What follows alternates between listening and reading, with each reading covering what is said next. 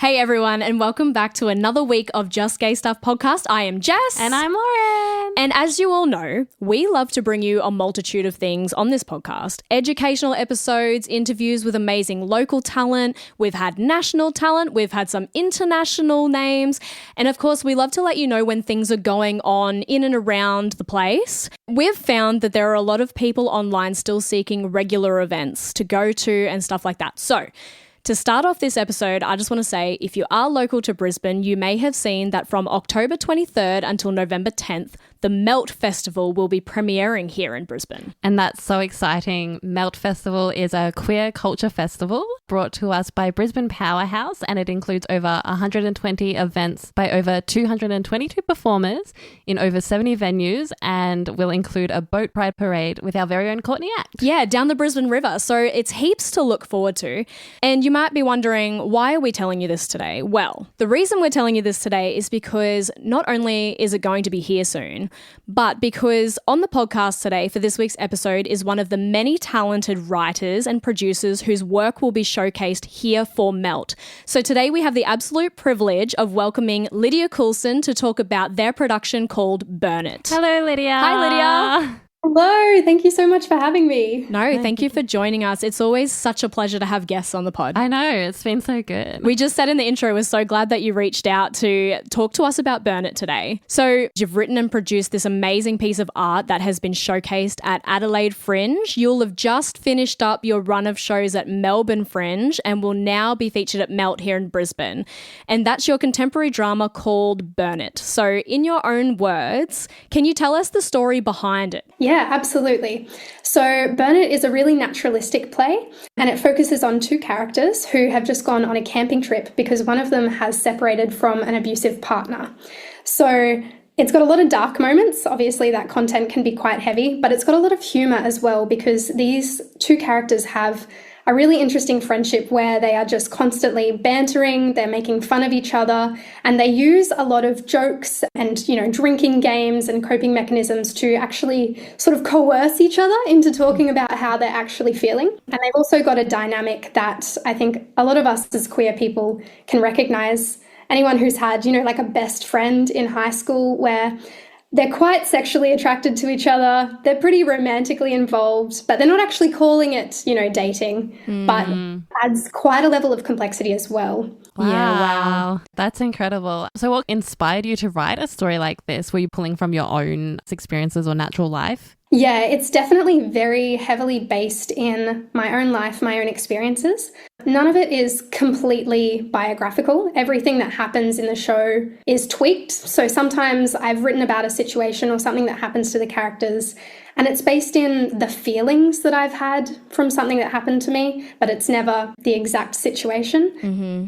And it actually came about because my friend broke up with a partner and I was like, we're going on a camping trip. Let's just get out of here. Let's go do something. And when I did that, I was like, this is silly. This is basically the plot line for a show. Yeah. Before we left for the camping trip, I was like, I'm going to write that show. And so I wrote basically the entire thing just before we went. And then some of the things that happened on the trip, some little banter moments that we had, I actually wrote down and they ended up in the script. Oh, wow. But yeah, so it's really just a big amalgamation of things that I've experienced, and particularly at the time of writing it, things that I was going through then as well. Yeah, well, I think we've all been there in those situations where you go, oh, my life could be a show right now. Yeah. But then you did the thing where you actually wrote that show instead of just keeping it in your heads like most people. I just found it so fascinating that you said beforehand, or even the inspiration of it. I would have just been like, oh, wow, just written in this show now. What's interesting to me as well is that you said that you weren't necessarily going through that exact scenario in your life, but you pulled from the feelings. So as we know, talking to a lot of creators, it's a pretty big process having an idea to producing that idea into a show, pulling from your own feelings for it to then be consumed by an audience. So can you give us the story of how you achieved from just writing it down to now having it performed as a show in festivals? Yeah, it's pretty wild. The first iteration we did was I worked with two of my really close friends. So Jackie Martin, who was the director, and Kyle Scott, who was actually the year above me at uni. And Kyle played the other character, Jaden. And from working in that really close friendship group, it made it really easy to be sort of tackling the heavy topics. And some of these characters' feelings were things that I was still going through and they weren't quite resolved. And actually, of the two characters in the show, the other character, Jaden, who has been played by Kyle and is now being played by Sian Dowler, that character is actually more similar to me. So I didn't play that character. And so I've had to really just kind of offer that up to that actor, whoever was taking it on at the time, and allow them to bring their own experiences to those words and those feelings. And I think that has been a really lovely thing to see, from taking it to something that I've just written to performing on the stage, is having someone else's human experience make it their own and translate it into a performance. Does it feel so surreal to you as a creative who has written this incredible play, I guess, to express and process your thoughts and feelings and then to see it be performed in front of you? Yeah, it definitely is. And there's definitely one part of the play, there's one monologue that Jaden, the other character, has that at the start was actually really hard for me to hear. Obviously, it's been quite a while since I wrote that, and I've got a bit of a different connection to it now, because it does feel like hearing past feelings rather than having like my current state of mind thrown back at me. But yeah, I think it was just a really freeing thing of being like, I can let this go and let someone else take this. But then also really lovely to sort of have those conversations with the actors that have taken on those roles and hear how they sort of connect to it and how they've experienced something similar. And that's been a really big thing with audiences as well, is that we get that feedback a lot, that they can relate, and a lot of people have experienced similar things. So I think that's been pretty huge as a creative and a writer as well, to just, have everyone being like, yeah, I got that. I've had that feeling. Do you find that it's kind of therapeutic in a way? Yeah, definitely. So your vision for Burn It was to keep it completely genderless, so it could be adapted and told by absolutely anyone. Do you think that there is a need for more productions to be set this way? And what is the benefit to the audience for this? Yeah, I absolutely do think we need more that is sort of running along these lines. But for me, it's actually more about the benefit to the artists and the industry rather than the audiences, because we still just have such a huge overrepresentation of men and male characters and straight male characters. I think I saw a statistic the other day that for every one female character in film, there's 3 males. Wow. And, for me, working in the dance industry, the theatre industry, I go to auditions and there might be 50 femme-presenting people going for one female role, but then 10 men going for 2 or 3 male roles. So it's just this constant thing where there's always so many femme-presenting people, so less numbers in the masc-presenting people, but still we're just creating all of this media just for men, and we're creating all the roles for men. And so then we're creating all the jobs and all the work for men. And so I would really love it to sort of shift. And obviously there are going to be some stories that need to be told from a certain gender perspective, but I think there are a lot that actually don't. And what if we could just cast the person who connects with it the best, the person who is the best for that role, rather than the man who connects with that the best? Because a lot of the time these stories are just human experiences, and they're a product of being a person living in the world, forming relationships, and not a product of anatomy or anything like that. Yeah. That's so true too. And I think there's a common misconception that when we're putting our feelings on a page, or we have fear of putting our feelings on a page or putting our feelings out to anywhere, that we're the only person that's felt like this. And so then when you write a story and other people connect to it, and you aren't gendering the feelings or gendering the role or the emotions, it opens it up for everyone to be like, oh, hey, I am this person in the story. Emotion has no gender anyway. Yeah, exactly. Emotion has no gender. But, in society, we've been taught that men are weak if they cry and emotions are for females or things like that.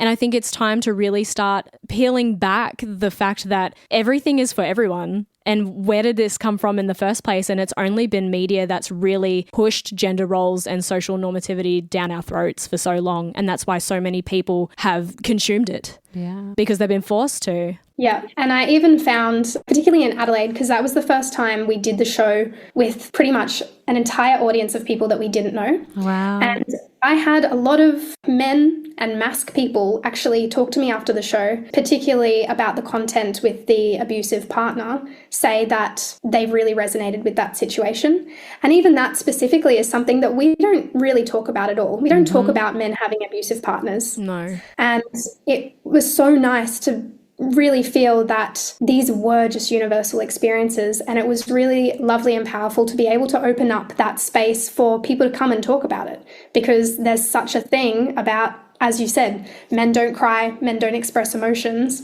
There's such a thing of just, hiding and shutting any of that down. So to be able to start getting audiences talking about it felt really amazing. Yeah, that's the biggest thing, and that's why we all do what we do, is just to start those conversations. I think as well, when you're talking about really heavy topics like domestic abuse or domestic violence, I think we fail to see sometimes that maybe we have experienced it and we haven't quite recognized it as that.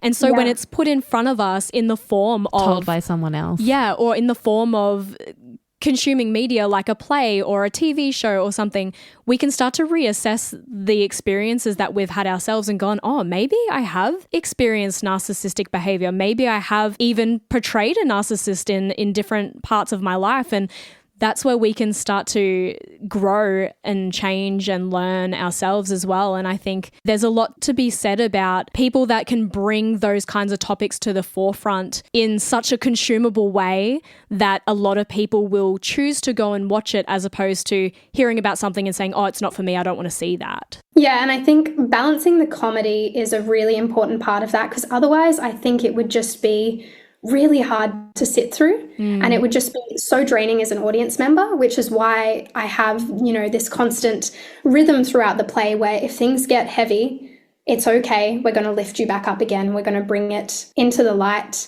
and not sit with those heavy feelings for too long. Do you find in real life, when we're talking about heavy experiences, that even shining comedy through a real conversation can help somebody emote better?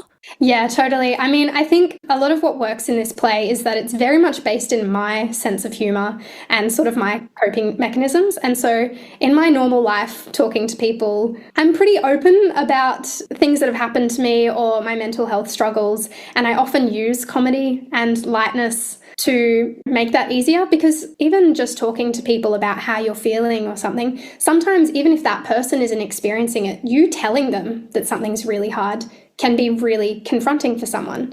And so having just a bit of lightness or a little bit of humour, it's very Australian. It's the Australian way. It's the Australian way. It is. But I think it makes it easier to have genuine conversations, because it's not like, okay, we're going to knuckle down now and have this really serious emotional time. It's like we can just have a normal friend light conversation, but be vulnerable with each other, which I think is really important. And tackle some big issues. I think it's okay to sit with feelings. I think that's the hardest thing, as we've spoken about, or as society's spoken about. A lot of the time it was like mental health was such a stigma around it, and everything was pushed to the side. So yeah, you're allowed to sit in those feelings, and then we'll go from there and we'll work out how to process from there. I think we fail to see that everybody goes through the same thing, I think, at least once, or has been in a certain feeling before, and just being able to talk about it, it normalizes it. You're not isolated. People have been here before. Yeah. And the comedy helps. Yeah, the comedy definitely helps. Yeah,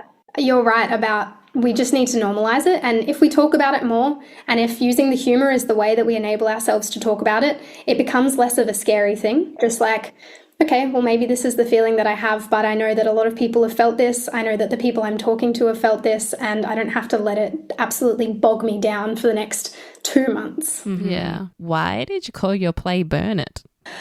Oh, I was thinking, like, is it the camping fire? it's related to a lot of things, actually. And part of it might be a little bit of a spoiler. Oh. So I want to find a way to explain it Without spoiling it. I was like, oh, that does relate to camping. That's pretty cool. Gotcha. It's just one of those things when you do a title and you're like, you could read so many things into this and be like, I did that on purpose, but it wasn't. There is another scene that is fire related, sort of as a motif, but it's really kind of just about relationships and, you know, whether you decide to let it go up in flames or whether you decide to fight for it. I love that. And sort of recognizing, is there actually a right time to just let it go? Or should you always keep trying and keep fighting? Wow. Keep the fire burning. Yeah, exactly. So you've just done Adelaide Fringe and just finished Melbourne Fringe as well, and just seen like this production come to life. So how has that felt for you before gearing up for Brisbane? It's actually been really overwhelming in a really great way, in a really positive way, because obviously when you create something, your first show of it will be, you know, with friends, and they're all going to tell you that you're great. But it's not until you actually get out into the public, and a festival is a really great way to do that because, you know, there are just people go into shows all the time. And it's not until you have people you don't know seeing the show that you can actually start to trust that, oh, maybe this is pretty good. Maybe this is pretty relatable content. So I think from Adelaide and Melbourne, and then also Sydney, we did Pride Fest in Sydney for Qtopia. I think just having the repeated interactions with the audiences after those festivals has been really powerful and affirming to me as a creative and just as a person that, you know, this work is pretty good and it does really connect with people. And I also, the other thing I love about festivals is just the community of artists. So, you know, particularly in Adelaide, I went to Adelaide for the entire month and I stayed there. Like, we only did a week of the show, but I was there for the month. So I was constantly going to other people's shows. I was going to the artist bar and talking to the artists every night. And it is just such a like beautiful, creative, inspiring community where you just want to talk to each other about what you're working on and your ideas and your art. And I think it's just, festivals are some of the best times ever for me because I think you really get to be part of your group. And so that's where networking comes in for your next thing that you'll be doing.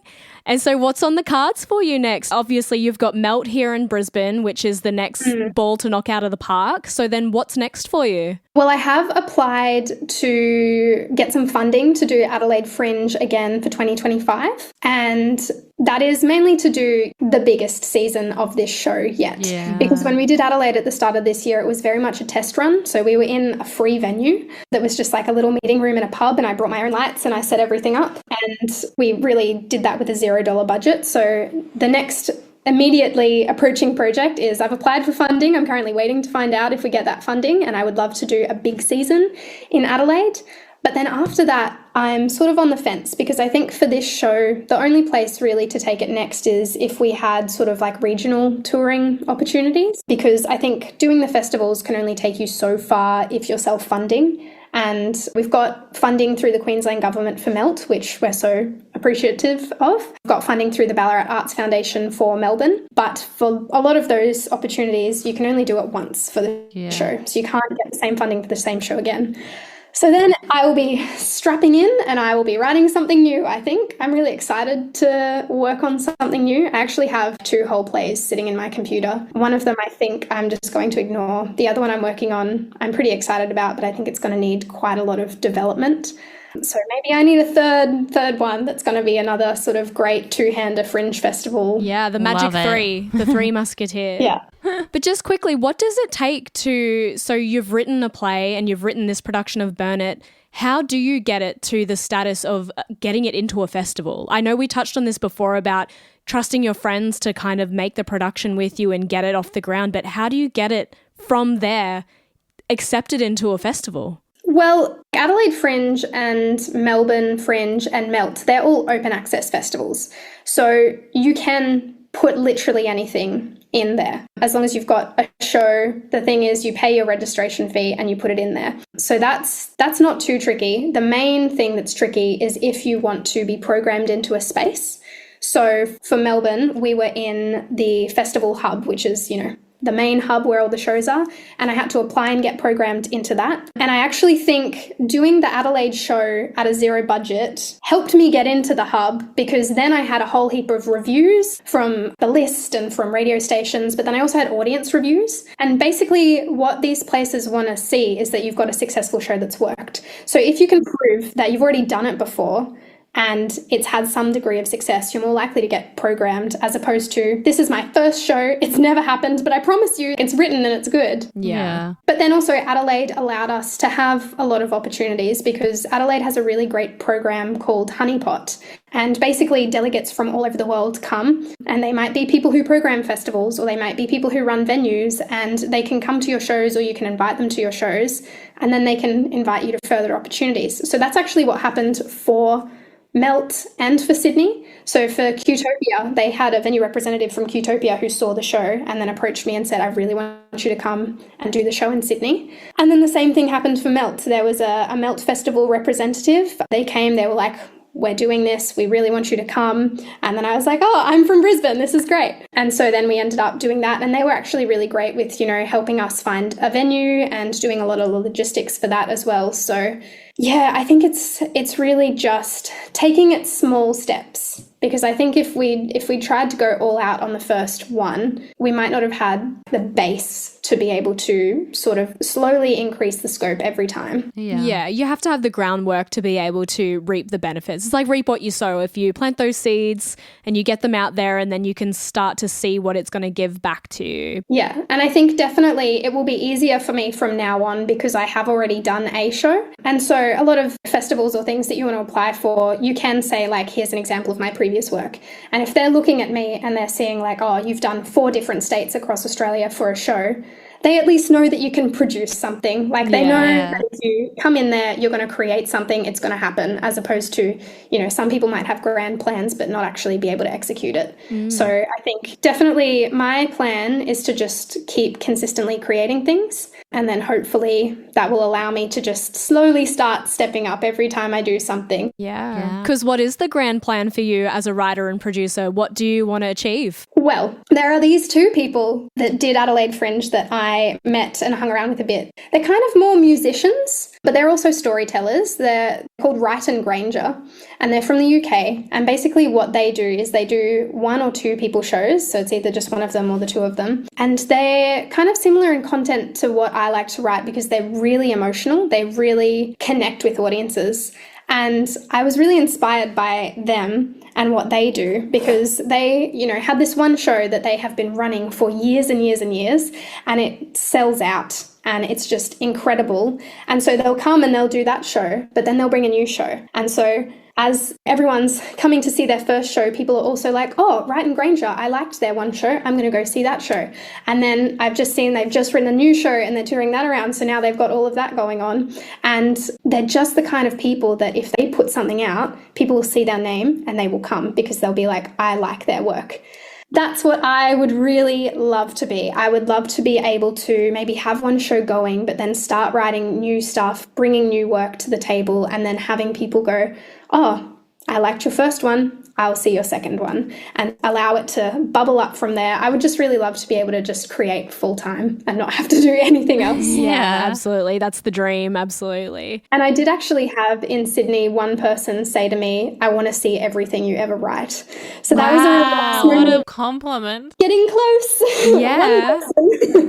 Hey, one is better than none. One Literally. person can change your life. Yeah. I was going to say to you just then, like when you're talking about things that you create and talking about Burn It, how do you feel every time the show's about to begin? Oh, just racked with nerves, really. I think if I wasn't also producing, like I will sometimes sit in front of the computer for like 8 hours doing producing work. That is really nerve-wracking, because it's not just being the actor then, which is what you would usually expect for, you know, your season's about to start. You just have to worry about your performance. But because I'm doing everything else, so I am like so worried about ticket sales and making sure we've got reviewers coming and have we got Green Room Award judges coming tonight and all of that, I am quite nervous. But then I think once we get into the actual show season and we start doing the shows and there's not really any work left that I can do in terms of publicity or whatever, and I can just be like, oh, I can just be the actor now, then it feels really great and it feels really exciting. And especially because I've done this show like Brisbane will be the 5th time that I've done a season of this show. It's really sitting in quite a nice place where I feel like I can just kind of play with the character and I can discover new things about them every time, and I can hear my scene partner say something in a different way every time. So that's a really lovely place to be sitting as a creator with the work. Yeah, you can kind of see your work as 3-dimensional because you're in it and you see every aspect of it because you're enveloped by it, as opposed to thinking about all the administration side of things. Literally. So as we were talking about Burn It being a genderless production, you yourself present as non-binary. Can you tell us a bit about your own journey to self-discovery and what that looked and felt like for you? Yeah, absolutely. I think I'm still in the journey, really. I think it's something that I sort of learn more about every day, particularly because I am quite a femme-presenting person. I have long hair. I don't want to cut my hair. I don't want to shave my head. I don't think I'd look any good. I do wear makeup. I am quite, small and petite. And so people see me and they assume female. And so that has definitely made it harder for me to sort of grapple with that identity for myself and sort of feeling that my feelings were valid or invalid for that. But I think what I've really come to discover is that my feelings about gender and how I sit in that framework are very much to do with the fact that gender is such a social construct. Oh, yeah. And I like using that phrase because it seems a little bit wanky. But it's like language and all of these things that humans have literally just made up. Yep. Like created it. It's just something that has evolved over time. And I think gender particularly has evolved from who was in power and, men. Mm-hmm. Yeah. So what we've arrived at today with our definitions of male and female and what we expect of those roles just doesn't really sit well with me on either side.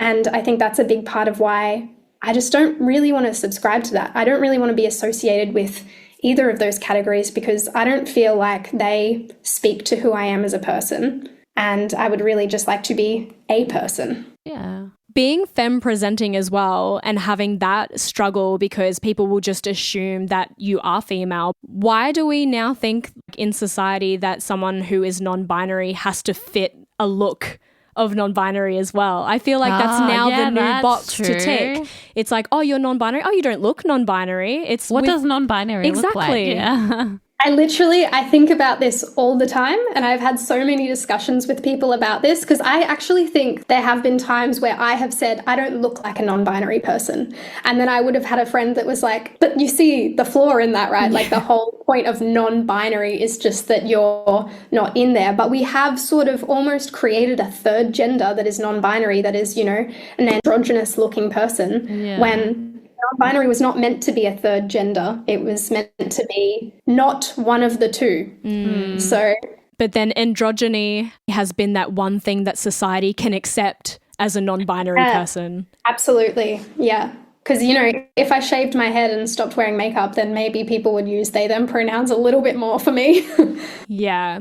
Do you find yourself being forgiving because of being femme presenting, or do you find yourself being like, well, if they just asked me first, then they would know? For me, it's really based on who it is. And I find, I do have to be a bit more forgiving when it is particularly older people who aren't working in the arts.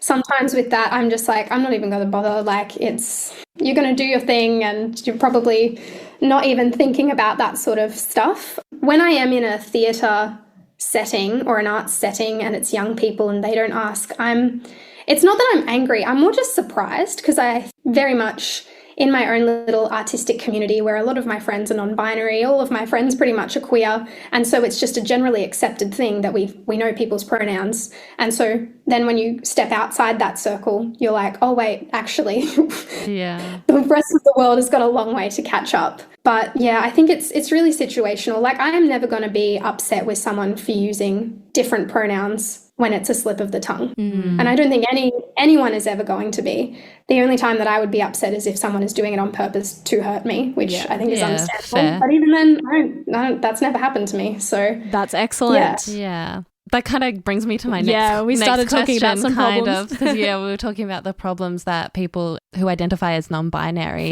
face. So I was going to say to you, what do you think some major problems in society that need attention to make it easier for non-binary people? I think that's such a huge question. Yeah, sorry. No, it's okay. And I almost feel like inequipped to deal with it because I think, this is something that people study and, a sociology major might have a pretty good answer for. But I don't know, sometimes I do wonder if it's literally just comes down to that same fear of change and that fear of the other. And so we've had it all throughout history with racism and sexism and homophobia and transphobia. And I think it's all to do with the fact that we as a society have set up these social norms and we have taught people their whole lives that that's the way that it's meant to be. And we're sort of now coming into a time where we're fighting against it a bit more, but we're still bringing people up with these norms. And so it's a very kind of 50-50 situation for every person, whether they're going to go, no, that goes against the way that things are going to be and maybe mistreat someone or, refuse to use pronouns or do something like that, or go, actually, I'm going to think about this and I guess it makes sense. So I think it's just such a strongly ingrained social thing. I think we have, in social norms for generations and dating back thousands of years, kept people from being who they've truly been in so many ways, whether that be racism for one, as you said. We've gone through slavery, we've gone through interracial relationships not being allowed, we've gone through homophobia and the transphobia, and now the next thing is fear of something else. And I think people that are in general society that don't think about these things in terms of you're keeping someone from being their genuine self, I think they're just scared. Yeah. But scared of what? For someone else to live their truest self that doesn't affect them. I feel like it's like every fear, like if you're scared of spiders, I think a lot of people would acknowledge that, all right, that little spider is actually not able to hurt me, but it doesn't stop your heart racing and all the responses. And I don't study sociology or anything, but it does definitely feel like a similar thing of just, not all fear and not all opinions are rational. And I think if we had better education and we had more exposure to different people and genders and sexualities, then maybe that fear wouldn't be so prominent because it wouldn't be something that's different and scary. It would just be something that has been the norm your whole life. Yeah, absolutely. And so that kind of feeds into my next question. Do you think that having more queer stories that incorporate all genders and everybody that falls under the queer umbrella in mainstream media, do you think that's vital in relation to positive change in society? Oh, absolutely. Yeah, I think we really do underestimate the power of film and TV and theatre and what we see in the media, because it has so much effect, one, on queer people discovering who they are, but then also other non-queer people in terms of that exposure. The more that we see people who happen to be queer just doing normal things and living normal lives, the more we're going to see it as less of a difference or less of a thing. And it's just, okay, that person is queer. That affects nothing else. Like that is their romantic relationships and their sexual relationships, and that's literally it. Yeah. For queer people, having that representation in media is also really important because it's really affirming. And I think especially for people who might be, bisexual or pansexual, there's obviously a lot going on with, bi erasure. And I think a lot of people who, are attracted to multiple genders will have that sort of inner conflict of, oh, maybe I'm not actually queer, maybe I'm just, I'm not really, because I can't like both, or do I like one more? And I think having those feelings portrayed in the media is really important. Like when I was in high school, I was pretty resistant to feeling that I was queer. And I wasn't consuming a lot of queer media or anything like that. And then sort of in uni and after uni, I just started reading some like really trashy young adult queer books. Nice. And reading these like little queer characters talking about different feelings that they had, particularly with, being attracted to multiple genders, I started going, right, well, I have felt that exact way as well. So maybe these feelings I have about myself are actually valid, and maybe I am queer. And I think just, being able to have that relatability and that confirmation that what you feel does align with what other queer people feel is so important. What characters come to mind for you as visibility that you saw in the media growing up or now that makes you feel seen? Oh, I feel like I'm going to expose myself here. I definitely, kind of embarrassingly, remember reading the book Red, White and Royal Blue. Oh, yeah. Yep. And that was kind of it, like the main point where I was like, okay, I definitely like multiple genders, I think. And then I can't even remember which character it was. It was I think only one of the characters in the book is bi, and the other one is just straight up gay. Yeah. And the bi character had a bit of a writing and dialogue about some feelings and some conflicts that they felt. And I just remember reading it and literally like texting one of my friends being like, how am I discovering this as a grown adult reading some, 16-year-old romance novel? But it's wherever it is, right? Like wherever you find it. Literally. I think I've never personally considered myself to be pansexual, although I did date guys in high school, but I think everybody did. But nothing resonated with me more than David on Schitt's Creek when he's like, I like the wine, not the label. The wine one. Oh, yeah. That's so good. That's one of the quotes that stands out to me forever. Yeah. Like for sure. That's a great one. Well, this has been an amazing interview and thank you so much. But before we let you go, obviously we said in the beginning of this interview, this is going to be a part of Melt Festival. So could you please give our listeners all the details about that? Yeah, so we're doing 2 shows only in Brisbane. It'll be very exciting for me because I'm from Brisbane and this is the first time that I have performed one of my shows at home. Yay, wow, that's awesome. Yeah. A little bit scary as well though because I, went to uni and studied in Melbourne. So, I've got quite a queer network there. But in Brisbane, I'm like, are there any queers? Like you guys said, there's just not a lot of media. There's not a lot of stuff that's, really overtly there. So I've been a bit nervous about it, but anyway, that's a bit of a tangent. We are doing the show at Big Fork Theatre in the Valley and from the 8th and 9th of November and it's at 9 p.m. Well, if this interview has captivated anybody enough to want to go and see Burn It, you should. We will attach all of the links to the episode notes so you can easily buy tickets and find all the information. So Lydia, thank you so much for joining us and talking about your creative process and Burn It tonight. Yeah, thank you so much, Lydia. Thank you. Thanks for having me. It's been a blast. No worries. Well, that was an amazing interview. It was. Thank you, Lydia, so much for joining us. Much. And until next time, you better remember to stay gay, motherfuckers. Thank you. Awesome. Thank you so much. I'm talking about, you're talking about, we're talking about just gay stuff. Thanks for joining us on another episode of Just Gay Stuff. Make sure to follow us at Just Gay Stuff Podcast on all your socials and write to us with your stories at justgaystuffpodcast@gmail.com.